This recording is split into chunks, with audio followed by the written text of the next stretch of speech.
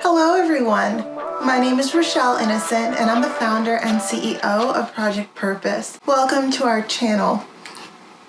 Our community is focused on fostering the intellectual and character development in children. We do this through our parent-child workshops that are focused on 4 themes: autonomy, self-efficacy, compassion, and self-concept, in order to cultivate grit, perseverance, and resilience in each child. And we are so thrilled to be offering one of the first of its kind digital, virtual, and continuous learning environments, enabling parents and children to connect from all around the world. At Project Purpose, our overarching mandate is to renew and rebuild family, community, and relationships. Our different social media platforms provide us with an opportunity to have discussions on all topics that relate to family, community, and relationships with ourselves as well as with others, with a primary focus on mental health and education. More precisely, the ways that the institutions of mental health and education play a role and have played a role in our societies at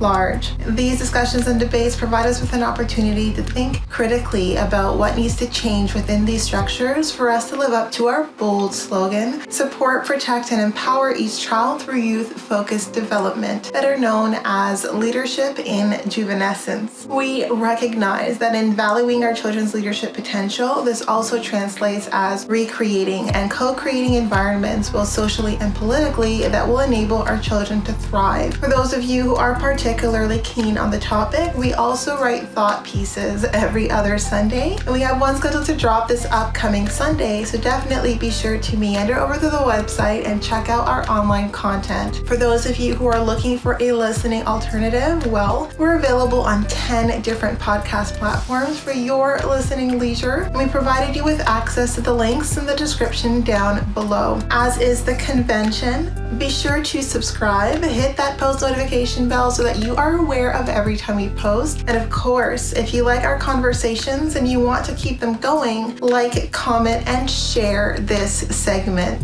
Let's get into it.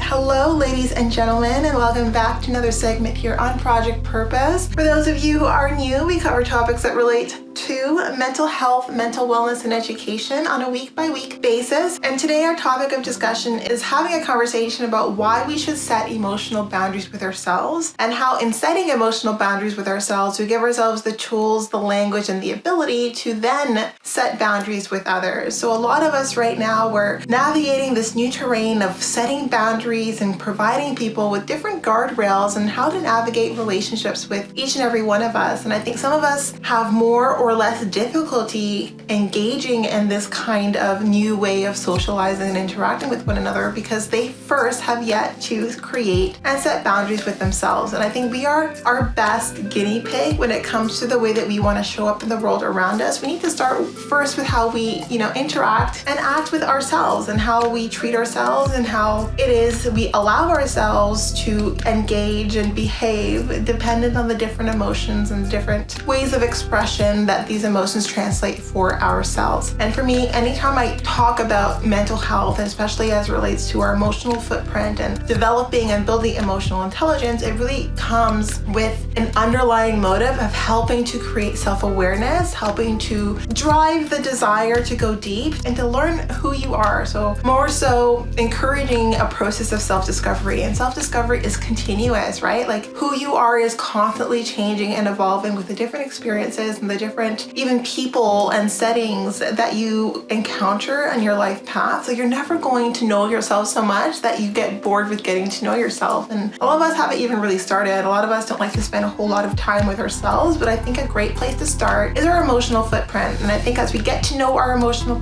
footprint, as we get to a place where we're starting to recognize the emotions that are typically showing up and the way that those emotions show up that are self-serving and the way that those emotions are showing up that are self-sabotaging, setting emotional boundaries for ourselves enables us to always make an effort or make a point to become cognizant of how we want to show up for ourselves in a way that is self-serving, and that involves boundaries, right? We're not always going to feel inclined to behave in ways that are in alignment with our highest self. I mean, sometimes we can all engage in self-sabotaging behavior, and sometimes it's a spectrum, right? Sometimes it's self-serving until it's self-sabotaging, right? I think that the first place to start when it comes to getting a sense of our emotional fabric, of our emotional footprint, is building emotional boundaries. And how do we do this? First, it comes with getting comfortable with your emotions. And I think this is something that a lot of us try to avoid. Like, we experience the emotion maybe, but we're hiding behind it. Like, sometimes we hide behind a specific emotions. Like, we project a given emotion that we're comfortable with, but there's like a deeper underlying emotion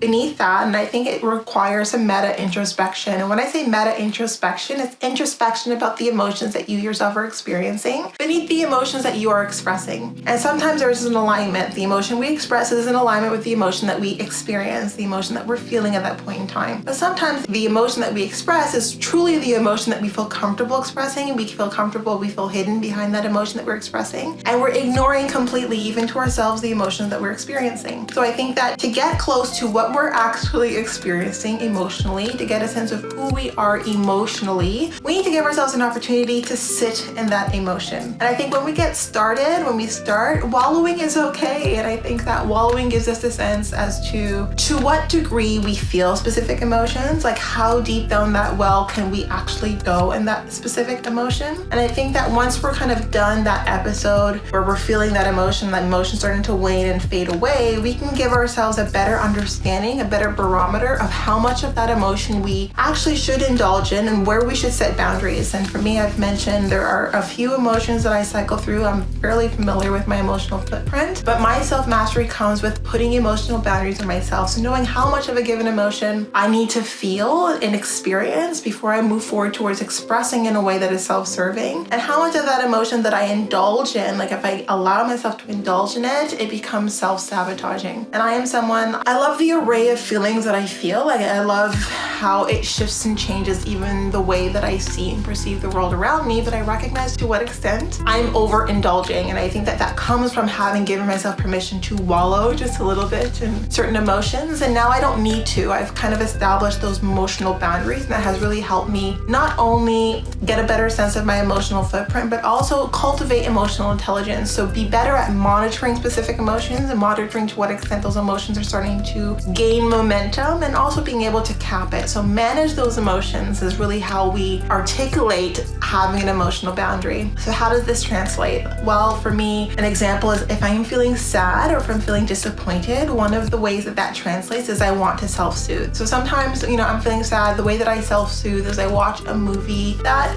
mirrors the emotion that I'm experiencing in a way where I feel uplifted. So the movie might mirror the emotion that I'm experiencing, but at the end of the movie, it's feel good, everything turns out great, and they're uplifted, and I can reflect that emotion back. I feel uplifted. I feel much more hopeful moving forward. A way that that can become self-enabling is I go down this rabbit hole of very sad, very dark movies where there's no happy ending really, and it just puts me in this place of despair and dismay, and I really find that I'm struggling to pull myself out. That is what I consider to be self-enabling, where like I allow myself to go so deep into that emotion that I struggle to pull myself out of that place that I now have consciously put myself in. Another example, again, with sadness, like self-soothing, is like I like to have like a snack. If I'm very sad or if I feel like I'm crying, I'll have like a snack, something yummy, and it like makes me feel good. There's something about food, like it gives you endorphins. But obviously I'm not gonna like open the door of the cupboard and go ham on everything, and that would be self-enabling. So I think there's a lot of ways that we can engage with our emotions that can be self-soothing at first, like ways that we help ourselves and kind of pull ourselves up and out of that situation. But like if we don't put boundaries, if we don't put limits on those specific behaviors that can be self-soothing, they can become self-enabling. And the only way we know that is if we wallow a little bit, like a couple of times, and then introspect, like at what point did that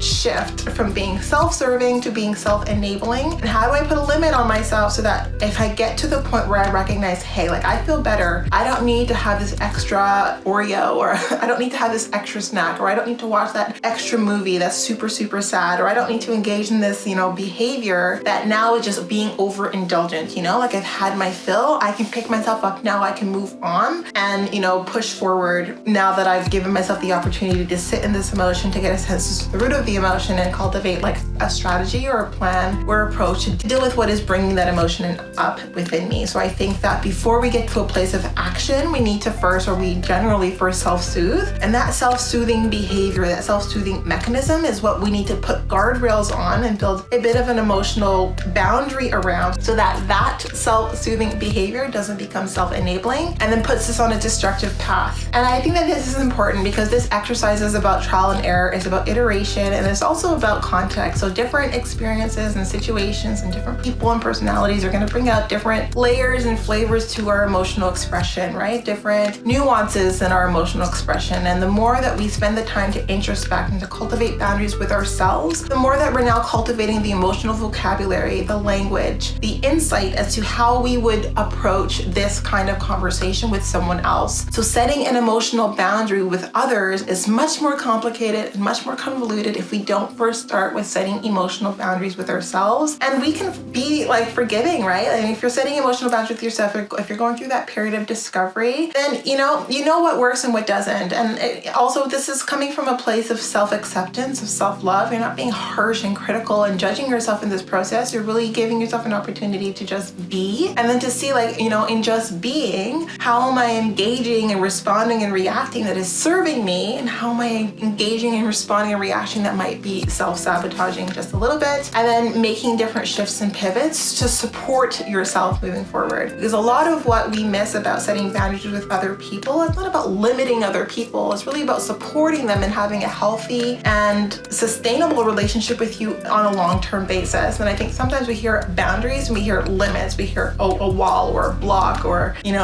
this is my fence with like electrical wires on it. And it's not the case. I think when it is the case that I set or establish a boundary with others, I would like them to see it as a way that I'm invested in creating a long-term sustainable relationship with them, and I'm giving them the tools to be able to navigate my emotional footprint in order to do just that. And if we don't recognize that that's really the root of boundaries, that's really the root of setting limits, it's really about how we serve ourselves and the way that we show up in the world around us, and how we serve ourselves internally in ways that we, engage in behaviors that are self-serving, engage in behaviors that are self-soothing, and recognize to what extent that becomes a little bit to our detriment, and then to curve it before it becomes detrimental is part of this self-discovery process, and so beautiful and so imperative when we think about mental health being about cultivating mental fortitude and not just constantly struggling with feeling mentally healthy and feeling equipped and feeling able to seize the day, carpe diem, and to rule our inner world. And I think that self-mastery is a lifelong process because we are always changing, because situations are never going to be predictable if you're always pushing the gamut and you're always trying to step outside of your comfort zone. There's so much shifting and changing and reorienting that is taking place. And if you're involved, if you're invested, then how could you be bored, right? Your inner world is such a complex, beautiful place to be. You're not allowing yourself to be fearful of it. And there's no point in being fearful of it. It's you, it's all you. And there's nothing about that isn't worth getting to know. And so I'll tell you, I have a very colorful inner world. I have a very deep inner world. It can be very intense, and I need to spend time there. And in spending time there, I give myself the tools, the language, the ability to communicate externally to others, how they can engage with me in a way where I feel that engagement or that connection is still serving my highest self. I can give people the tools to have healthy and strong relationships with me because I know how to have a healthy and strong relationship with myself. In any case, that was the point of this conversation. And I think that when we talk about mental health, the next few videos on mental health, we're going to be talking about destigmatizing emotions. We're going to be talking about embracing the emotional footprint.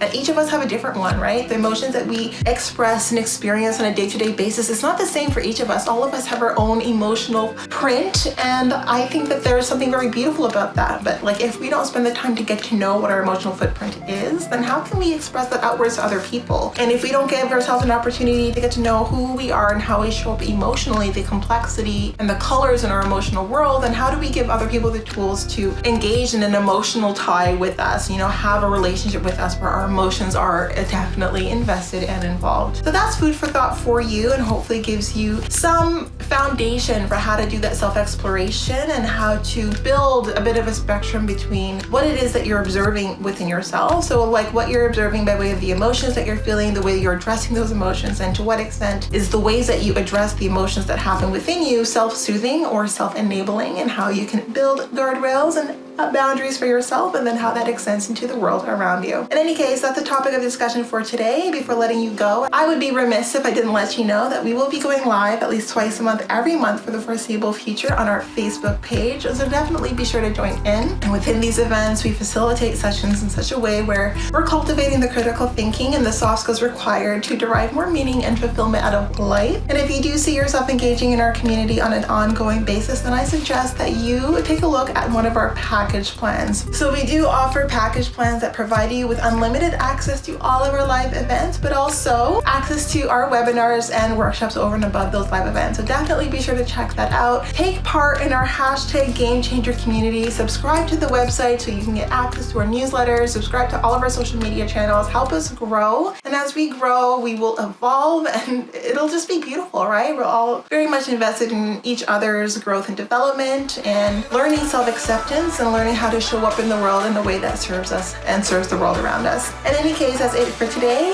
and I look forward to chatting with you very soon.